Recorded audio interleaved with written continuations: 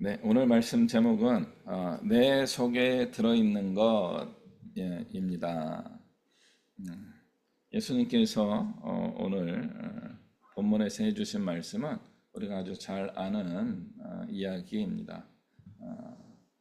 입으로 들어가는 것이 더러운 것이 아니라 내 안에서 밖으로 나오는 나의 마음과 생각과 행동이 더러울 수 있다. 그러므로 내 안을 깨끗하게 해야 되지 않겠는가 하는 그런 가르침의 말씀입니다. 과연 여러분 속에는 무엇이 들어 있습니까? 정말 많은 게 들어 있죠. 근데 이제 그걸 이제 말로 다 표현하기가 이제 쉽지 않습니다. 그걸 어떻게 다 표현해요?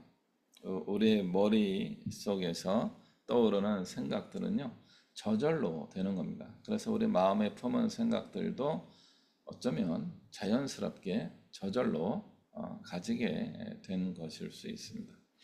그 외에 몇 가지는 이제 공부했다든가, 어떤 집안에 태어났다든가, 또 내가 주로 만나는 사람들은 누구인가, 또 내가 어떤 교회에서 주로 활동하였는가, 이런 것을 통하여서 이제 영향을 이제 받은 부분들이 분명히 존재하지만, 그럼에도 그 모든 것은 내 안에서 어느 날 자연스럽게 저절로 형성된 것입니다. 그러니까 저절로 형성된 것, 또 오랫동안 이제 20년 살아오신 분들은 20년 내에 어떤 패턴, 이렇게 왔던 이제 습관, 경향성, 관성의 법칙, 이런 것들이 작동하지요. 뭐 저같이 50년 넘으신 분들은 또 50년 이상의 관성이 있기 때문에 그 관성이 이제 쉽게 바뀌지 않습니다. 그래서 노년이 되었는데도 무엇인가 새로운 시도를 하고 새로운 변화를 계속 애쓰고 계시는 분이 있다면 그런 분은 이제 훌륭하신 분입니다. 존경할 만한 그런 분입니다. 그러나 그렇다고 할지라도 그분들이 그렇게 위대한 분이다라고 말하기는 좀 많이 애매합니다. 오늘 말씀에서 배경이 되는 이야기가 있어요. 예루살렘에 있던 사람들이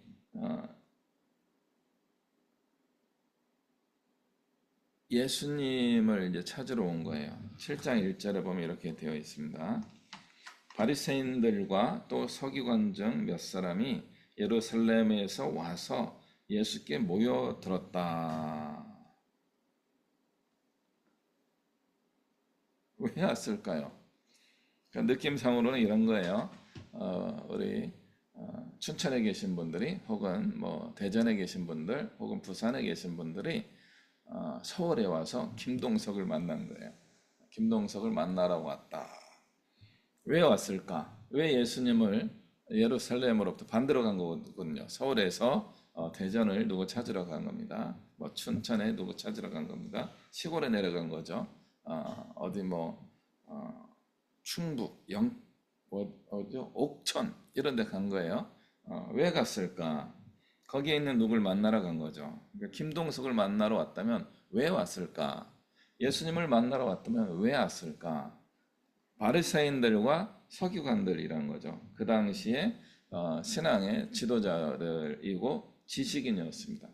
바리새파 사람들하고 서기관들은 성경을 연구하고 공부하고 또 그것을 가르치는 사람들입니다. 그러니까 그분들이 사이가 안 좋아요. 바리새파 사람들하고 서기관은 그렇게 뭐 안 좋진 않죠. 사두개파 사람들 사이가 안 좋긴 했지만 그분들이 여행을 같이 팀을 짜가지고 뭐 지금처럼 교통이 발달한 시대가 아니었기 때문에 뭐 여러 날, 몇 주간에 걸쳐서 예수님을 만나러 온 겁니다. 예수님을 만나러 와서 예수님을 보자마자 드는 생각이 이건 아니지 않나 이거였어요.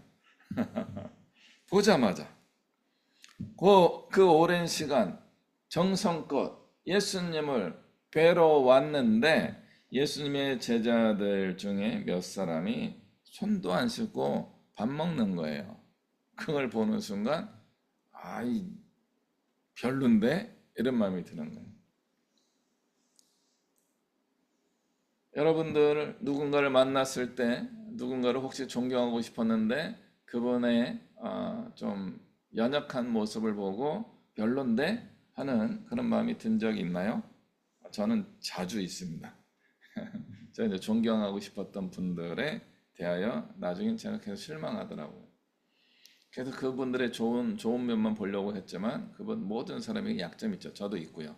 그 약점 때문에 그 존경심이 어느 순간인가 그냥 사라지고 심지어는 막 화가 나기도 하고 막 그러더라고요.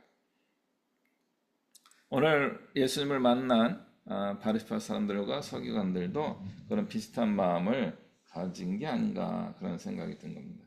그런데 마음속으로만 하고 조금 참아보자, 좀 기다려보자 이렇게 하면 좋았을 뻔했는데 이분들이 예수님께 이야기하는 거죠. 5절에 이에 바리새인들과 서기관들이 예수께 묻되 어찌하여 당신의 제자들은 장로들의 전통을 준행하지 아니하고 부정한 손으로 떡을 먹나이까.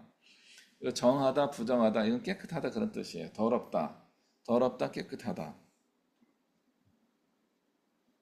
이것은 장로들의 유전만이 아니에요. 그 모세의 율법에 이미 등장하는 규정입니다. 성경 말씀이에요. 성경 말씀은 어떤 의미도 갖고 있어요? 하나님의 말씀입니다. 하나님의 말씀으로도 손발을 씻어야 돼요. 그 손발을 씻으면서 정결한 삶을 살아야 되는 거죠. 근데 이제 장로들의 규정은 이걸 조금 더 엄격하게 정한 겁니다. 밥 먹으러 올 때도 외출했다 오면은 손발을 꼭 씻어라. 그리고 손님이 오면은 그분에게 손발을 씻을 수 있는 물을 제공해 드려라. 손을 씻고 발까지 씻으면 더 좋겠지. 이러한 전통이 생긴 거죠. 딱 봐도 뭐예요? 위생이에요, 위생. 위생과 관련된 그런 전통인 겁니다. 좋은 겁니까? 나쁜 겁니까? 좋은 겁니다. 위생을 지키는 거 정말 좋은 거죠. 그러나 그것을 지키지 않았다고, 손을 안 씻었다고, 발을 안 씻었다고 제재를 가하면 어떻게 됩니까? 이거는 또 다른 상황으로 변화하게 되는 겁니다. 손을 안 씻을 수도 있지요. 발을 안 씻을 수도 있지요. 발을 안 씻으면 조금 많이 본인뿐만 아니라 본인은 괜찮을지 모르지만 주변을 괜히 불편하게 만들 수는 있습니다. 손을 안 씻고 밥을 먹으면요, 이거는 주변에 큰 문제를 일으키지는 않습니다. 약간의 문제를 일으킬 수는 있지만 주로 문제가 발생한다면 누구에게 했어요? 본인에게 발생하는 거죠. 더러운 손으로 밥을 먹었다. 그러면은 배탈이 나겠죠. 그런데 이 모든 규정을 장로들의 어떤 신앙적인 규범이 되어서 사람들의 삶을 통제하고 있습니다. 당연히 해야 되는데 안 할 때마다 손가락질을 하면서 야, 손 씻고 와야지. 야, 그렇게 믿음이 없냐? 이렇게 여기까지 가는 거예요. 손을 안 씻으면 믿음이 없는 겁니다. 정신 안 차리고 사는 거예요. 그래서 이 문제에 대하여 바리새파 사람들과 서기관들이 예수님에 대하여 이의 제기를 한 거죠. 그래서 오늘 본문의 이야기가 이어지게 된 겁니다. 과연 장로들의 전통, 장로들은 어른들, 선배들의 이야기다 하는 것입니다. 저는 어릴 때 성경 말씀을 읽으면서 이런 생각을 종종 했습니다. 왜 그런 생각했는지 모르겠지만 성경 말씀에서 오늘처럼 예수님이 신앙인들의 모습, 당시 뭐 성전에 관하여 또 종교 지도자들에 대하여 잘못했다 이런 식으로 말씀하시는 것들이 현대 교회에도 있는 것으로 보인 거예요.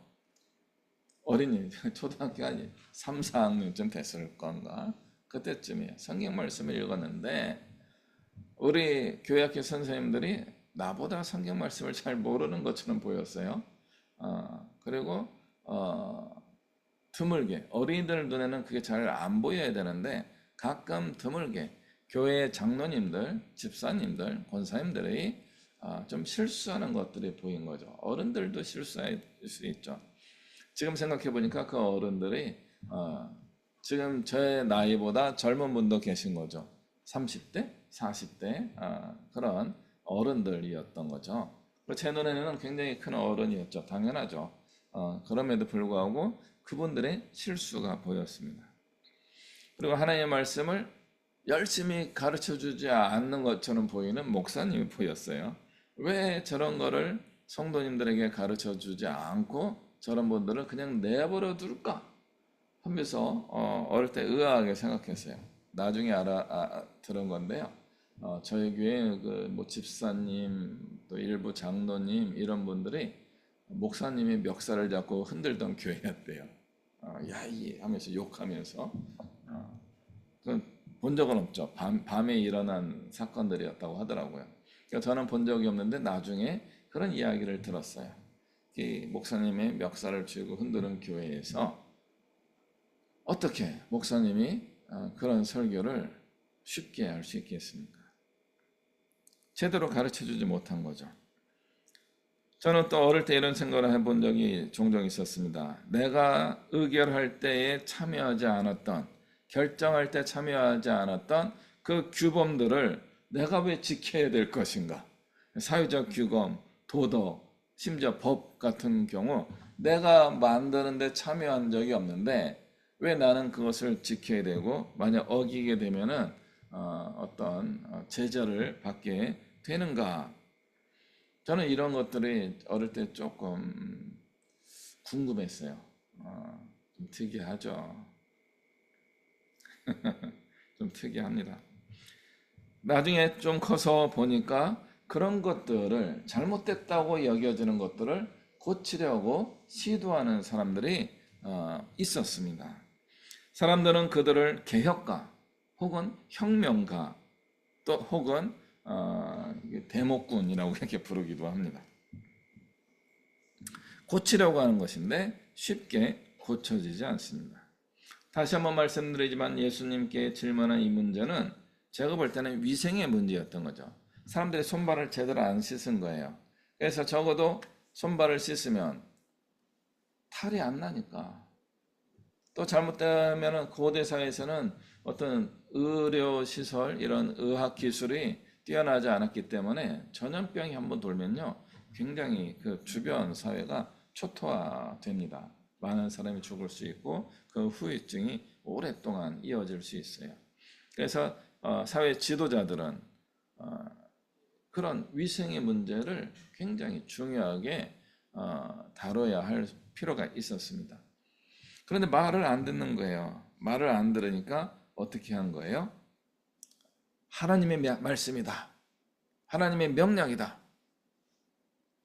이렇게 살아야 된다. 라고 가르쳤을 가능성이 있다는 겁니다. 장로들의 유전이라는 것은 바로 이런 부분입니다. 조상들의 가르침이라는 것은 이런 것입니다. 처음에는 굉장히 좋은 뜻으로, 좋은 의도로 만들어진 제도였습니다. 그러나 그 제도가 이제 사회가 발전한 이후에는 더 이상 효력이 없을 수도 있는데 계속 남아있는 것이죠.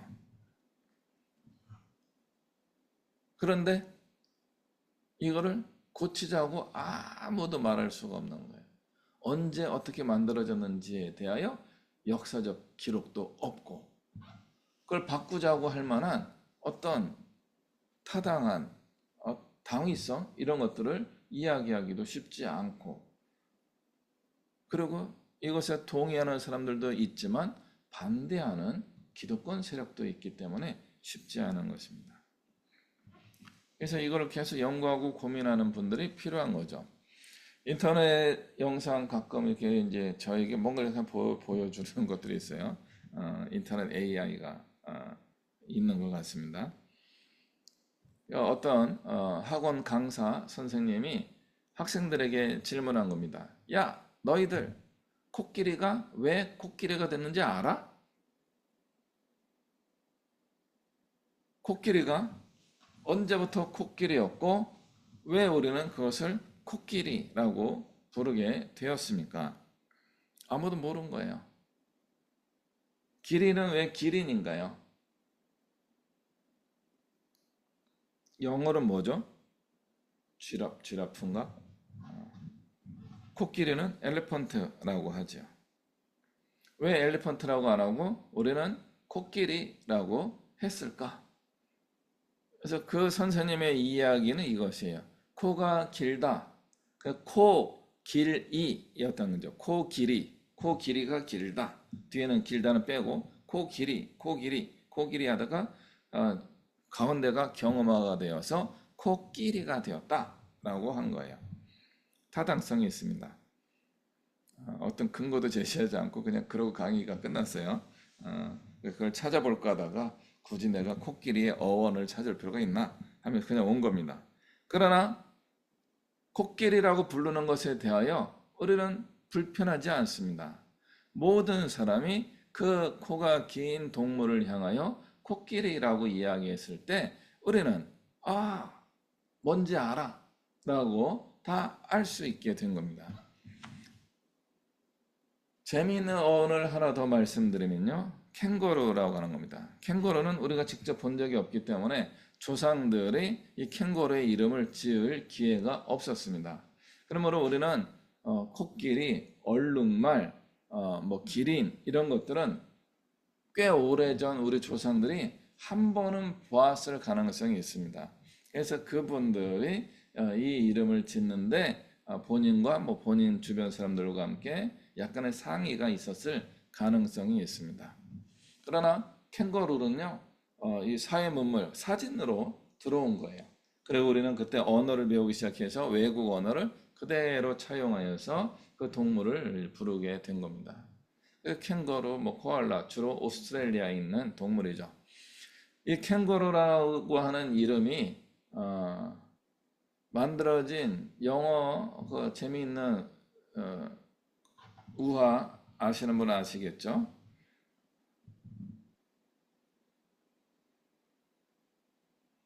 모르세요?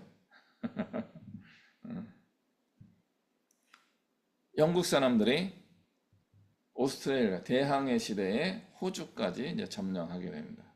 호주를 점령하고 거기에 이제 영국의 어떤 죄수 신분인 사람들을 거기에 귀양을 보내서 그쪽 감옥을 지어서 그쪽 호주 지역을 이제 개발하기 이제 시작하게 됩니다.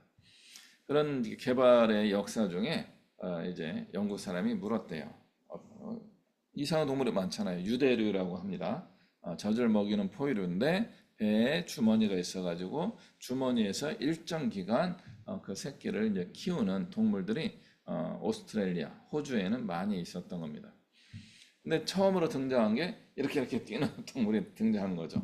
그래서 영세 물은 거죠. What's that? 하는 거죠. What is that? 야, 저 동물은 뭐냐? 영어로 물은 거예요. 이 영국 사람들 괜히 무례해요. 호주 말로 물어봐야지. 호주 원주민의 말로 물어봐야지. 영어로 물어본 거예요. What is that? 제가 뭐냐? 호주 원주민이 캥거루? 이렇게 물은 거죠. 캥거루? 서로 캥거루 하다가 이 저 동물 이름이 캥거루 이렇게 된 거죠. 나중에 조금 더 시간이 지나고 나서 알게 된 겁니다. 호주 원주민의 말로 캥거루는 뭐라고? 이런 뜻이에요. 다시 질문한 거예요. What is that? 뭐라고? 이런 거죠. 뭐라고? 그러니까 호주 사람들의 입장에서는 호주 원주민들의 입장은 뭐예요? 자기네 나라에 살고 있는 캥거루라고 하는 동물을 뭐라고? 라고 부르고 있는 거죠. 뭐라고? 제가 뭐라고?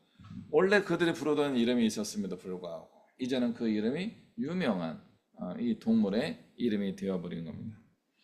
우리의 전통의 어원, 전통의 기원 이런 부분에는요. 이런 의외성까지 등장하는 거죠. 그러나 그런 의외성이 있다고 하더라도 우리에게는 불편하지 않습니다. 왜요? 우리는 그냥 캥거루가 뭐라고로 안 들리고 캥거루 동물로 우리 머릿속에 그려지기 때문에 그렇습니다. 그래서 어떤 면에서는 우리가 가지고 있는 문화와 습관 이런 것들이 꼭 나쁜 것은 아닙니다. 큰 문제가 없는 거죠. 불편하지도 않고 통용되는 그런 표현들이 되는 겁니다. 그러나 문제는 좋은 것이었던 장로들의 전통이 어긴 사람들을 향한 제재가 되고 있다면 이것은 문제가 되는 것입니다. 사실은 제재할 필요가 없는 거죠. 손 안 씻는 사람들을 우리가 제재할 필요가 없는 거예요. 그 사람의 문제인 거죠. 그러나 우리 자녀들에게는 손을 씻으라고 하지요. 왜요? 이걸 습관으로 삼아야 하기 때문에 그렇습니다. 손 씻는 습관이 있는 사람은 그렇지 않은 사람들보다 건강을 잘 지킬 가능성이 높아지는 겁니다. 지난 코로나 기간에 우리가 손 씻기를 정말 많이 했어요. 그 손 씻기에 좋은 결과 중에 하나가 무엇인지 압니까? 눈병이 줄어들었답니다. 손을 많이 씻으니까 우리가 수시로 코와 귀와 눈 이런 데를 많이 쓰다듬는 편이에요. 그런데 이제 코라든가 귀는 그나마 괜찮은데 눈은 조금 이게 약점이 많은 우리 기관인가 봅니다. 그래서 아폴로 눈병 이런 것들이 있잖아요. 주로 원인은요, 우리의 손입니다. 더러운 손이 우리의 눈을 만졌을 때 손에 있던 어떤 균들이 옮겨가서 눈병을 유발하게 되는 것입니다. 그런데 코로나 기간에는 이게 현저히 줄어들었다는 거예요. 왜요? 손 씻기 운동을 한 거죠. 손 씻기 운동을 했더니 다른 게 코로나도 덜 걸렸을 뿐만 아니라 눈병도 없어지는 좋은 일이 생겼다는 겁니다. 그러므로 우리가 이런 것들이 전통이 되었을 때는 좋은 점들이 많이 있습니다. 그러나 손을 안 씻으면요, 그냥 그 사람은 눈병 걸릴 확률이 높아지는 거고, 그럼 어디 가면 됩니까? 안과에 가서 치료를 잘 받으면 되는 거죠. 나중에 그게 심해져서 큰 문제가 발생할 수도 있지만 크게 걱정할 필요는 없습니다. 그런 사람들은 드물게 있을 뿐이고 그분들도 나중에 손만 잘 씻으면 괜찮아지는 겁니다. 근데 손을 안 씻었다고 제재를 하고 벌금을 물리고 감옥에 보낼 수 있다면 그것은 무엇입니까? 잘못된 겁니다. 우리가 그 제재를 가하고 잘못된 것을 지적하는 그런 것, 손을 씻어라, 이것이 사랑으로부터 온 것인가 아니면 규범에 의해 입각하여서 행동하는 것인가 하는 것을 고민해 봐야 합니다. 한국 교회가 가지고 있는 가장 엄격한 규정 중에 하나가 무엇일까요? 신앙과 관련은 없지만 신앙이 좋은 사람으로 평가받는 것들이 있습니다. 예를 들어 술, 담배를 많이 하던 분들이 예수님을 믿고 술, 담배를 끊었다. 이거는 굉장히 많았던 교회 안에서의 간증 스토리입니다. 예수님을 믿는 사람들은 술, 담배를 끊더라 하는 것이 한국 교회의 굉장한 미담이 되었습니다. 아름다운 이야기가 된 거죠.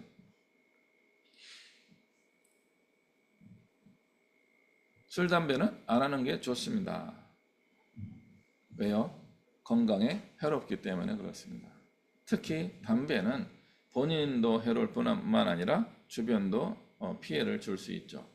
그래서 TV에서는 지속적으로 금연 광고를 하고 있습니다. 술 문제는 어떻습니까? 요즘은 술 문제에서 가장 대표적인 게 크게 두 가지예요. 하나는 음주운전을 해가지고 사고를 내는 경우 가중처벌을 해야 된다, 그런 의견들이 있습니다. 두 번째는 술 취한 상태에서 일어나게 되는 범죄입니다. 폭력행위와 어떤 성적인 범죄를 저지르는 사람들이 있습니다. 그런데 우리나라 법에 애매한 부분이 있어서 주취감면이라는 게 있어요. 술 취해서 한 거는 자기의 의지가 조금 덜 반영되고 무의식이 반영된 것이기 때문에 그 사람의 의도성이 적다 하면서 죄를 좀 깎아주는 그런 잘못된 관행이 있습니다. 오히려 가중처벌을 해야 되지 않나 하는 거죠. 그럼에도 불구하고 한국교회에서는 이 술, 담배 문제를 자율에 맡길 수 있어야 되지 않는가 하는 것입니다. 주로 한국교회에서 꽤 많은 목회자와 교인들이 술, 담배를 하고 있는 것으로 알려져 있습니다. 그런데 이 문제를 교리로 정해놨거든요. 술, 담배를 대부분의 그 대형 교단에서는 이 문제를 교리로 규정해냈습니다. 그래서 세례 문답을 할 때 술을 드십니까? 담배를 피우십니까? 이런 질문까지 아직도 있어요. 그걸 하면 안 된다가 교회에 교리로 규정되어 있기 때문에 그렇습니다. 그럼에도 불구하고 다는 아니고 꽤 많은 사람들이 이제 자유롭게 술, 담배를 하고 있죠. 그럼 이 문제를 어떻게 풀어야 됩니까? 둘 중에 하나예요. 설교 때마다 목사님이 술, 담배 하면 안 된다. 계속 말씀해 주셔야 되는 거죠. 근데 요즘은 그런 설교가 줄어들었습니다. 왜요? 적어도 술의 문제에 있어서는 성경적이기 때문에 그렇습니다. 예수님도 포도주 드셨어요. 어느 정도냐면요.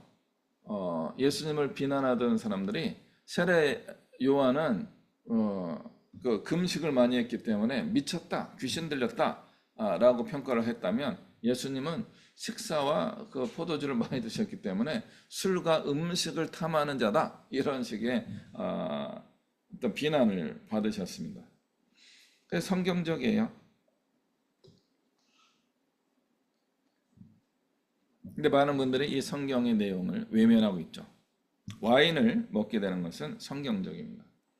심지어 바울도 디모데에게 너의 건강을 위하여 포도주를 조금씩 먹어라 이렇게 이야기했어요.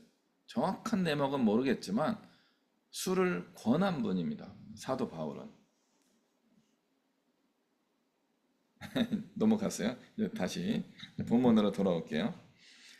이제 예수님이 지적하신 내용들은 이런 것입니다. 그런 바리새파 사람들과 서기관의 말씀을 빙자하여서 다른 사람들을 비난하고 몰아세우는 그런 것에 대하여 너희들이 과연 하나님의 말씀을 잘 지키고 있는가? 장로들의 전통을 지키기 위하여 하나님의 말씀을 어기고 있지는 않는가? 지적을 하고 있는 겁니다.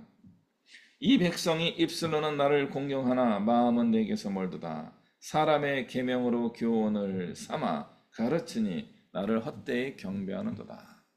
사람의 교훈을 따라서 하나님을 예배하며 살아가려고 하고 있는 것이 문제라고 하는 겁니다. 그래서 저에게 배우고서 예수님을 잘 믿으려고 하는 것도 문제가 될 수는 있습니다. 그럼에도 불구하고 오늘 성경 말씀을 잘 기억해야 되겠습니다. 고르반이라고 하는 하나님께 드렸습니다 라고 하는 그 표현을 하면서 부모님께 해야 되는 그런 당시의 효도의 규범을 지키지 않은 사람들을 예수님이 비난하십니다. 이것도 하고 저것도 해야 되는데 이걸 하면서 다른 것을 하지 않아도 된다라고 해석하고 있다는 거죠. 잘못된 것입니다. 며칠 전에 또 그런 영상을 봤습니다. 그 신앙 상담을 하는 그런 대화였습니다. 미국의 사례였을 거요. 미국의 여성이었습니다. 이분이 한 달에 한 8,000불을 버는 직장을 다녔대요. 8,000불이면요. 우리나라 돈으로 한 1,000만 원 정도 버는 직장입니다. 1,000만 원 넘죠. 8, 5, 40. 한 1,200만 원? 1,200만 원 정도 버는 직장을 이분이 사표를 쓰게 됩니다. 이 목사님하고 전화하면서 상담을 한 거예요. 목사님이 그러면 그 직장을 떠나는 것도 하나님의 뜻일 수 있겠습니다. 이렇게 상담을 했습니다. 그리고 얼마 후에 한 1년 정도 있다가 전화하신 것 같아요. 다시 전화를 하는 장면이 녹화가 되었습니다. 목사님 말씀을 따라서 내가 직장 생활을 사표를 쓰고 그만두고 나왔는데 1년간 하나님의 뜻, 하나님의 목적을 구하는 기도를 하면서 지나왔는데 이제는 견딜 수가 없네요. 돈이 다 떨어졌어요. 목사님 어떻게 하실 거예요? 어떻게 해야지만 하나님의 목적을 내가 발견할 수 있겠습니까? 이런 상담이었습니다. 그러자 목사님이 그 유명한 목사 맞습니다. 잘 듣고 계시다가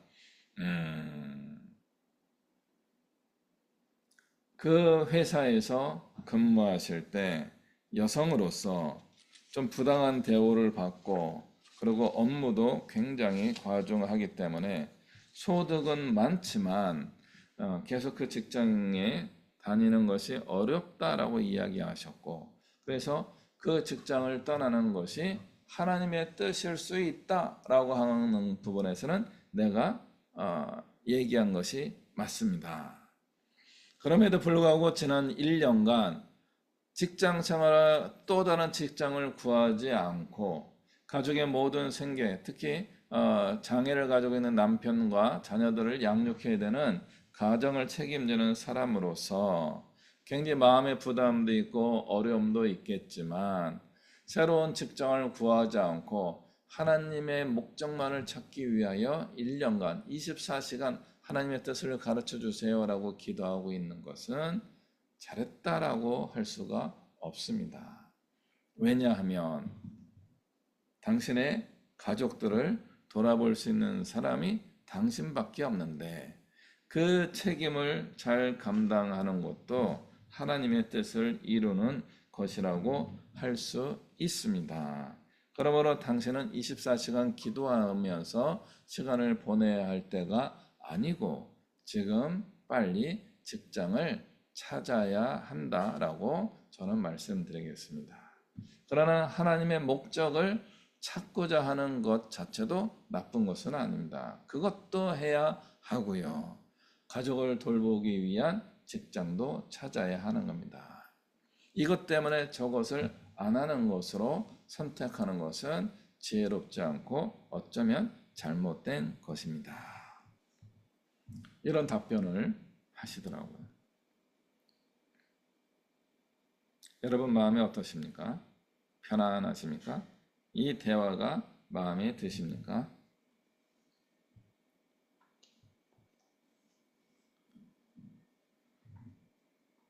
일반 성도가 하나님의 목적을 알아서 뭐 하겠어요? 먹고 살면 되지. 라고 대답할 뻔했습니다. 그런데 그렇게 말씀하지 않으신 거죠. 왜냐하면 하나님의 목적을 알아야 하는 것은 나의 존재의 이유, 나의 존재의 목적이 되기 때문에 그렇습니다. 내가 어떤 사람으로서 하나님의 부르심을 따라 살아가야 되겠다. 이걸 발견하는 거 굉장히 중요한 겁니다. 이걸 빨리 발견할수록 행복한 삶을 살 수 있다. 이걸 상담하신 분이 이야기하더라고요. 나는 이걸 발견했기 때문에 지금껏 이렇게 즐겁게 목회자의 삶을 살고 있기는 합니다. 그러나 당신은 그 하나님의 목적을 발견했습니까? 발견하지 못했다면 발견하려고 노력해야 되는 겁니다. 그럼에도 불구하고 생계를 포기하면서까지 하시면 안 됩니다. 자녀들이 배고파서 식량이 다 떨어져서 배고파서 이제 굉장히 고난 가운데 들어가게 되는데 하나님이 그걸 원하지는 않으실 겁니다. 하나님의 목적을 알아가는 것은 나의 존재의 이유를 아는 것이고 존재의 목적을 발견하는 것이고 삶의 방향을 찾는 것이긴 합니다. 그러나 그것이 분명하게 드러나기 전까지는 생계의 삶을 살아야 되는 거죠. 먹고 사는데 집중해야 되는 겁니다. 하나님의 부르심과 이 생계에는 어떤 모종의 상관관계가 있는 거죠. 하나님의 부르심이 분명하면요, 하나님의 뜻을 이루기 위하여 가족을 버릴 수도 있어야 합니다. 그러나 그 목적이 아직 명확하지 않을 때는 가족을 돌보는 삶을 살아야 하는 것입니다. 예수님도 제자들에게 가족과 돈과 집과 재산을 버리고 나를 따라라 이런 말씀을 종종 하시는 거죠. 그래서 베드로가 얘기해요. 우리가 그렇게 했습니다. 잘했다. 그러나 하나님이 더하여 주실 것이다. 나중에 베드로는 부인과 동역하면서 함께 전 세계를 로마 통치 지역이긴 했지만 그 지역을 부인과 함께 다니면서 복음을 전하는 사명을 감당하시게 됩니다. 바울은 결혼도 안 하고 복음 전하는 삶을 살게 됩니다. 그러나 일정 기간 하나님의 뜻을 이루기 위하여 가족을 버리면서 최소한 3년간 예수님과 동행하며 배우는 시간도 있었던 것입니다. 그러면 하나님의 뜻이 가족을 버리는 것입니까? 아니죠. 가족과 함께하기 위하여 하나님의 뜻을 저버려야 됩니까? 그것도 아니죠. 어릴 때 저는 이런 생각을 했어요. 그 6.25 얘기, 저희 어릴 때 그 설교 때도 6.25 얘기, 또 일제시대 얘기가 굉장히 많이 있었습니다. 공산군이 와가지고 총을 딱 들이대면서 너 예수 믿을래 안 믿을래? 안 믿는다면 살려주고 믿는다면 당장 총살이야. 막 이런 식의 이야기들이 많았어요. 저는 어리니까 죽는 게 뭐 별 뭔지도 모르니까 죽을 수도 있을 것 같아요. 고문만 안 하면 한 방에 죽으면 제일 좋겠다. 이런 어릴 때부터 그런 생각, 아픈 게 제일 싫었어요. 그러면서 이런 생각을 또 발전시킨 거죠. 부모님을 향하여 죽인다 어쩐다 하면서 그때는 아주 어렸으니까 여자친구도 없고 막 그런 때였어요. 그러니까 뭐 그건 잘 모르겠고 그럼에도 불구하고 이야기를 좀 들어보니까 가족들을 지키기 위해서 내가 고민을 좀 할 것 같아요. 그래서 어릴 때 이제 나중에 크면은 부모님은 돌아가실 거고 나는 신앙을 잘 지키며 살기 위하여 결혼하지 말아야 되겠다. 부인이나 자녀가 생기면은 내가 하나님의 뜻을 이루는 데 대하여 자신이 좀 없네. 이런 생각도 어릴 때 한 적이 있어요.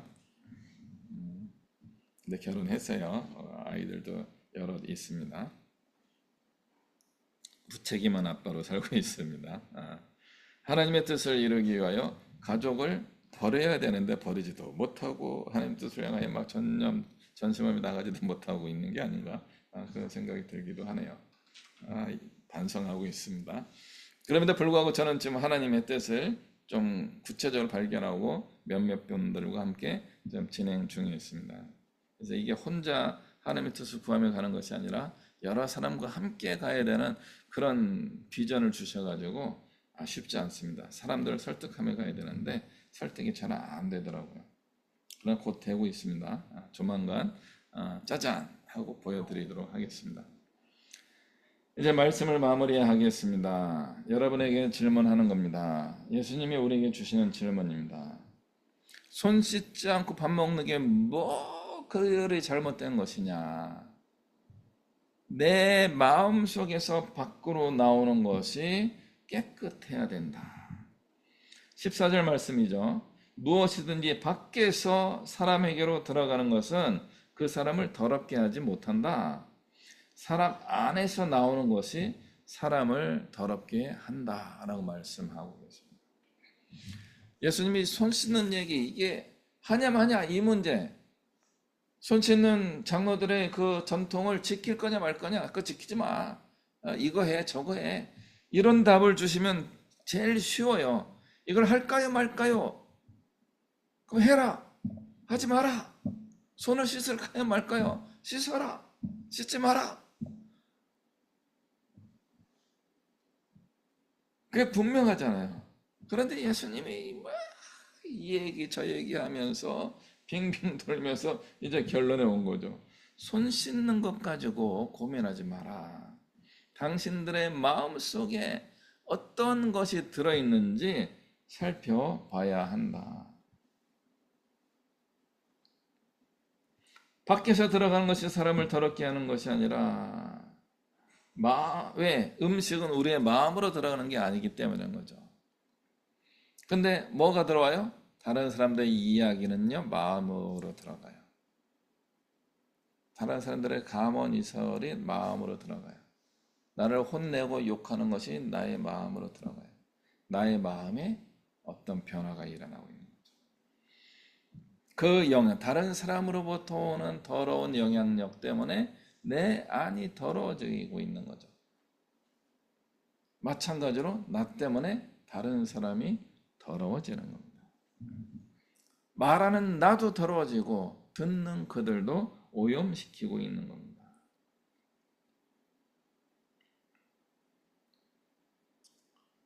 다른 쪽에서 막 더러운 게 들어온다면 어떻게 됩니까? 막 입으로 들어온 게 아니라 귀로 들어오고 있는 거죠. 그것을 걸러낼 수 있는 정화의 능력이 있어야 되는 거예요. 깨끗함의 능력, 더러워지지 않는 능력이 우리 안에 작동해야 하는 것입니다. 그래야지만 내 안에서 깨끗한 것이 저절로 나오는 거예요. 내 안에 정화작용이 일어나지 않으면요, 나는 더러워진 거고요. 더러워진 사람들은요, 내가 옳다라고 이야기하는 바리새파 사람들과 이 서기관이 이야기하는 것처럼 정당하게 옳은 이야기를 하더라도요, 사람을 죽이는 말을 할 수밖에 없는 거예요. 내가 더러워진 거예요. 더러워진 나를 정화시켜야 되는 거예요. 걸러내야 되는 거죠. 찌꺼기를 다 빼내야 되는 겁니다. 근데 그 모든 사람으로부터 받았던 더러움을 내 안에 고스란히 가지고 있으면서 나는 깨끗하다라고 이야기하고 나는 올바르다고 이야기하고 내가 하는 것은 다 정당하다고 주장하고 있다면 지금 나의 주변을 더럽히고 있는 겁니다. 나의 주변을 죽이고 있는 것입니다. 내 안에서 생명력이 나오는 것이 아니라 내 안에서 죽음의 능력이 나오고 있는 것입니다. 예수님의 이 말씀을 우리는 기억해야 되는 겁니다. 사람들의 마음에는 악한 생각, 음란함, 도둑질, 살인, 간음, 탐욕, 악독, 속임수, 음탕, 질투, 비방, 교만, 미련함이 들어있는 거예요. 이것이 내 안에 있어서 나를 더럽게 하고 내가 입 밖으로 이야기하면서 주변을 더럽히고 있는 겁니다.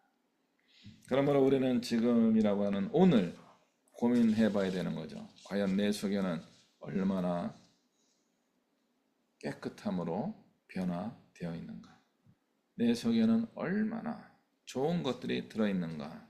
우리는 생각하고 기도하고 고민하고 예수 그리스도의 능력으로 정화되어야 할 것입니다. 한국교회가 예수를 믿는 사람들이 수많은 이 시간에도 수많은 교회에서 이루어지는 모든 설교 안에서 하나님의 능력이 나타나지 않는 이유는 우리 안에 악독함이 있기 때문에 그렇습니다. 더 회개하고 더 깨끗해지고 더 거룩한 말과 행실로 살아가야 하겠습니다. 이런 능력을 가지고 살아가는 우리 모든 믿음의 식구들 되시기를 주님의 이름으로 축복합니다. 기도하시겠습니다.